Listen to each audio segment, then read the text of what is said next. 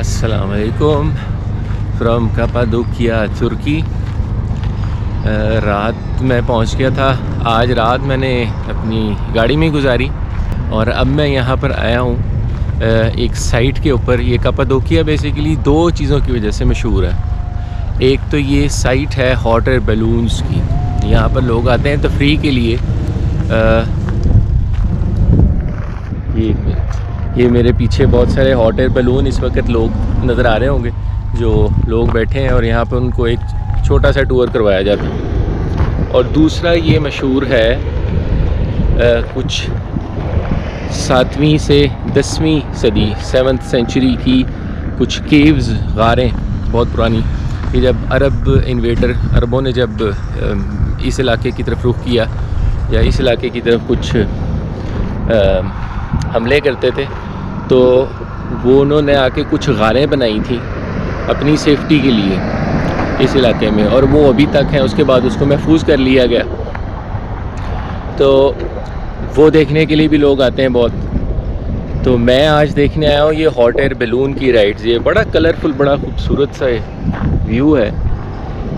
तो देखते हैं, टाइम है हमारे पास थोड़ा सा, तो अगर तो मुमकिन है तो एक छोटी सी राइड इसकी भी लेते हैं, और अगर नहीं है तो बस यहाँ से नाश्ता वाश्ता करके तो हम निकलते हैं।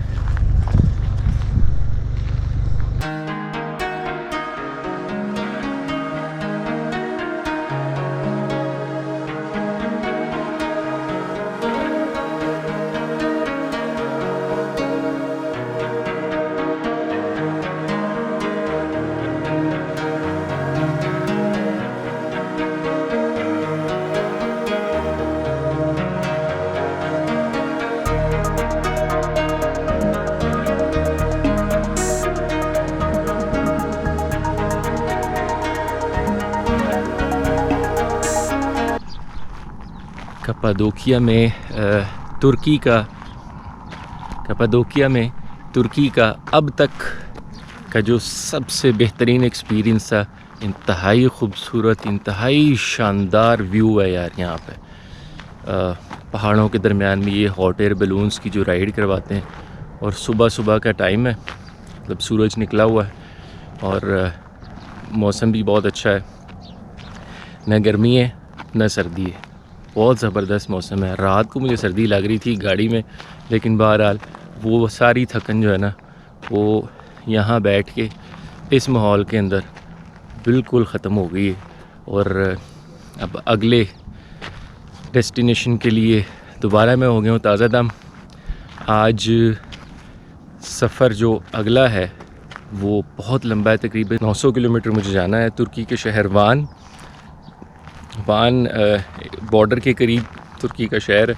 और वहाँ पे एक तो मुझे ये गाड़ी वापस करनी, और दूसरा फिर आगे ईरान की तरफ रवाना होना। तो मेरा ख़्याल है अभी बस निकलते हैं, क्योंकि सफ़र बहुत लंबा है। और दूसरा ये जो इलाका है यहाँ पर मेरे ख़्याल में ज़्यादातर वो नॉर्मल रोड, जीटी रोड्स हैं शहरों के दरमियान, शहरों को जो लिंक करनी है, मोटरवेज़ नहीं है, तो उसके ऊपर फिर स्पीड भी अब ज़्यादा नहीं कर सकते। तो बहरहाल भी कपाडोकिया तक से इतना ही। तो अब यहाँ से चलते हैं आगे की तरफ। Let's go. बैलून साइड से आते हुए रास्ते में मुझे ये प्रीमियम केव्स, जिसका मैंने ज़िक्र किया था कि दूसरी बड़ी वजह जिसकी वजह से ये जगह कपाडोकिया मशहूर है, तो ये मुझे रास्ते में नज़र आ गई। तो मैंने कहा चलो थोड़ा सा ज़रा इसको विज़िट कर लिया जाए थोड़ी देर। तो ये भी एक बड़ी इंटरेस्टिंग जगह है।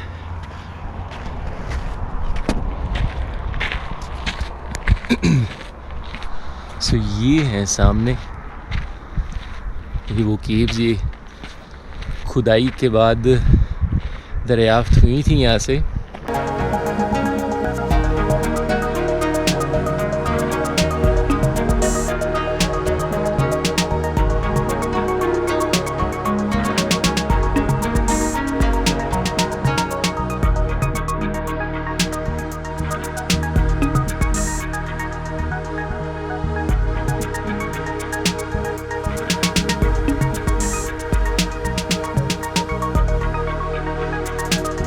भी जैसा कि मैं जिक्र कर रहा था कि ये जो केव्स हैं, ये गारें, ये 7th to 10th सेंचुरी, 7वीं से 10वीं सदी तक बनाई गई थी।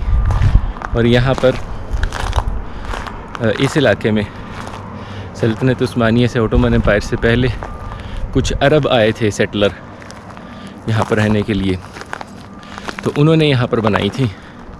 और उसके बाद ये अब दरियाफ्त हुई हैं दोबारा, तो इसको यूनेस्को हेरिटेज का दर्जा भी दिया गया, यानी कि अब ये सारा इलाका जो है ये यूनेस्को के कंट्रोल में है और उनकी हिफाजत में। तो सबसे जो एक मज़ेदार बात है, ये सबसे दिलचस्प बात, ये आज से कोई 1000 साल से भी ज़्यादा पुरानी गारें हैं, या पुरानी इमारत कह लें इसको, या जो भी, या खंडरात। तो यार उस दौर में कि जिस वक्त किसी किस्म के औज़ार अवेलेबल नहीं थे, या बहुत ही प्रिमिटिव, बहुत ही सादा किस्म के औज़ार थे, बेलचे, कुल्हाड़ियाँ, और सिर्फ उनसे पहाड़ों को खोद के उनमें अपने लिए घर बनाना। आज के ज़माने में तो खैर ये बहुत आसान है, लेकिन ये उस दौर में बिल्कुल सादा से औज़ारों के साथ, ये बहुत बड़ी बात। सोचिए ज़िंदगी कितनी मुश्किल थी। तो ये इस वक्त मैं बिल्कुल टॉप पे इसके पहुंच गया हूँ, और यहाँ से बड़ा अच्छा व्यू उस शहर का भी और उस साइट का भी आ रहा है कि जहाँ से ये हॉट एयर बैलून उड़ाए जाते हैं। हॉट एयर बैलून बहुत सारे लोगों को पता होगा, ये हवा में उड़ने के लिए इंसान ने सबसे पहले जो ज़रिया ईजाद किया था वो हॉट एयर बैलून था। वो पता था कि गर्म हवा वो ऊपर को उठती है, तो ये हॉट एयर बैलून ईजाद हुआ। ये हुआ फ्रांस में था। तो यहाँ पे अब उसको, अब खैर ये ट्रांसपोर्ट के मोड के तौर पे तो इस्तेमाल नहीं होता, बल्कि ये सिर्फ तफरीह के लिए है। यहाँ पे लोग आते हैं और उसकी राइड करवाई जाती है, लोगों को शहर का व्यू दिखाया जाता है और लोग इसको एंजॉय करते हैं।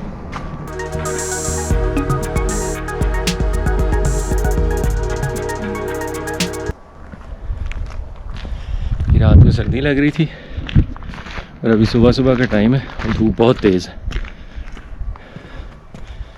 और गला खुश्क हो रहा है। कमाल मौसम है।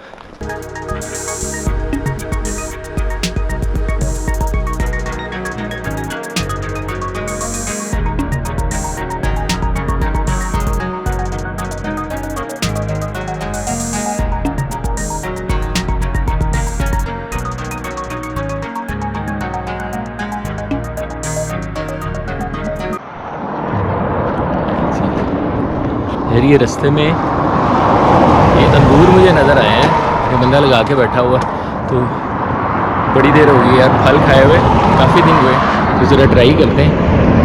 ये लोकल अंगूर है मेरे ख्याल में यहाँ के, तो देखते हैं।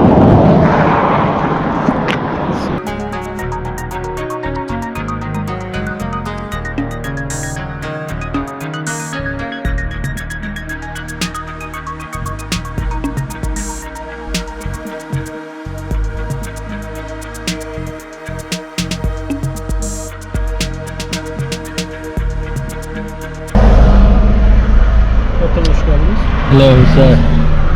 I'm a foreigner. I don't understand Turkish. So you need what? I need your driving license and passport.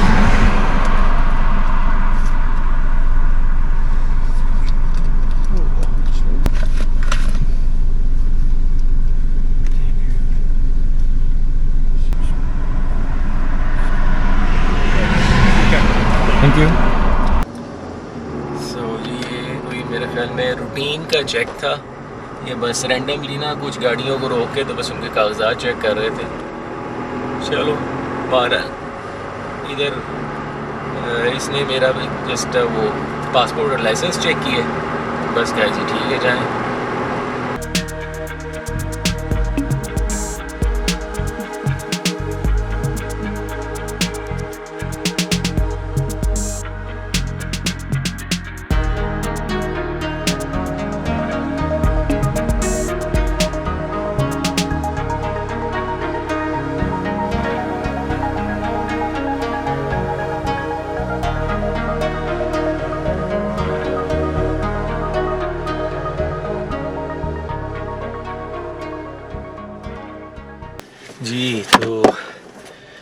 पिछले 6 घंटे से ड्राइव कर रहा हूँ और कोई मुझे छोटी मोटी जगह नहीं मिल रही जहाँ बैठ के कोई तसल्ली से खाना खा सकें। भूख सख्त लगी है। अब एक एर्त्सिनजान के नाम से कोई छोटा सा शहर है रास्ते में, तो वहाँ पर मैं रुका हूँ और मैं देखता हूँ कि कुछ खाने को मिले तो आराम से तसल्ली से बैठ के खाना खाएँ और फिर उसके बाद आगे चलें।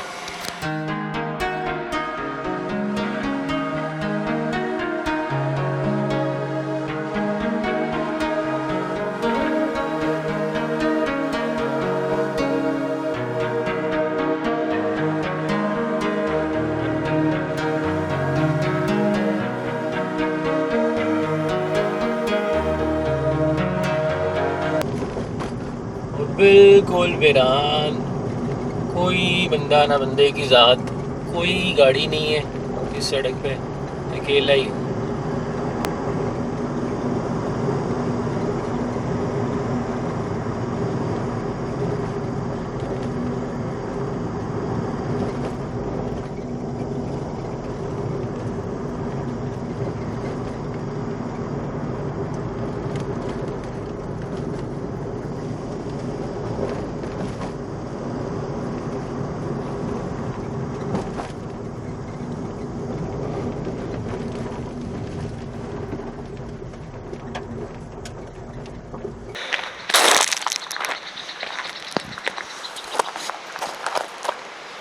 ये बिल्कुल पहाड़ों के अंदर घिरी हुई एक सड़क है। मुझे नहीं पता ये कितनी लंबी है और कितनी देर तक इसमें चलना है, बट ये बहुत ही यार पुरस्कार किस्म की एक सड़क है ये मेरे ख्याल में। हाँ अच्छा, नीचे एक शायद ये कोई छोटा सा नाला बह रहा है। ये बिल्कुल पहाड़ों के बिल्कुल दरमियान में, और पहाड़ भी इस तरह के हैं। हाँ यहाँ पे मेरे ख्याल में शायद लैंड स्लाइडिंग भी होती। पहाड़ भी इस तरह के हैं कि सड़क तक धूप को पूरी तरह से ब्लॉक किया हुआ है। ये खुद सूरज अभी है काफ़ी तेज़, लेकिन आपको धूप सड़क तक नहीं पहुंच रही।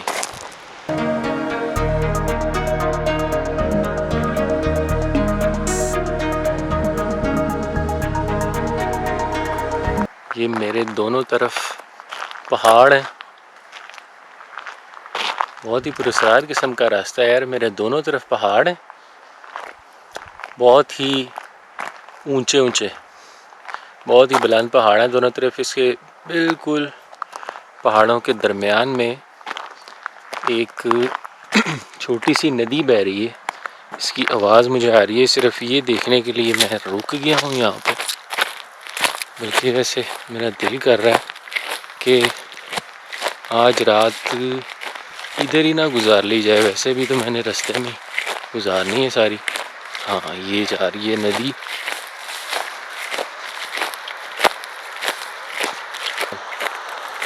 हाँ ये मेरा ख्याल है किसी ग्लेशियर से या किसी पहाड़ से पानी आ रहा है।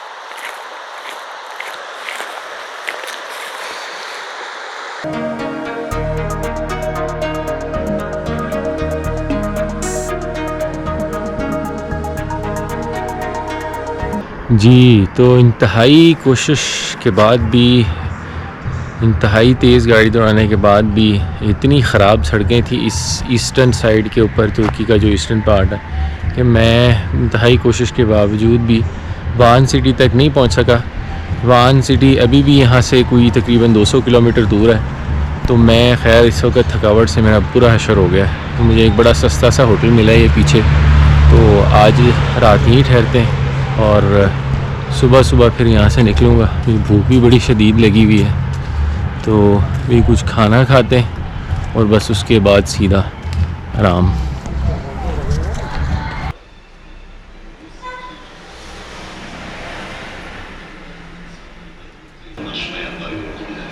So, it's okay? Yes, Khalifa? Finished. How much somebody? Name, finance minister.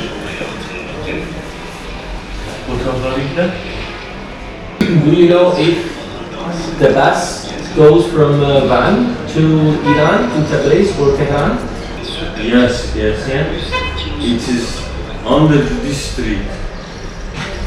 From here? Yes. Office. And you pay ticket Vigo or Ottawa. Hence Van Gölü, Best Van. Best Van and Van Gölü. So finally यार वान शहर पहुंच गया हूँ। गाड़ी मैंने कर दी इनको वापस और यहाँ से मुझे निकलना है ईरान की तरफ। आज रुकना बिल्कुल नहीं है। बस यहाँ से मैं लकीली जिस जगह के ऊपर मैं वान के यहाँ पर कोई सेंट्रल मार्केट में आया हूँ और यहाँ से मुझे पता चला है कि मिनी बसेस जाती हैं डायरेक्ट ईरान का बॉर्डर क्रॉस करके तब्रेज़ की तरफ। तो ये मेरे पीछे खड़ी हैं, तो इसकी टिकट मैंने ले ली है और यहाँ से अब अपना रवाना होंगे उसकी तब्रेज़ की तरफ ईरान का। तो थोड़ा सा एक्साइटेड भी हूँ कि यार ये ईरान का बॉर्डर जो है ना ये खैर खैरियत से क्रॉस हो जाए। तो चले देखते हैं क्या बनता है।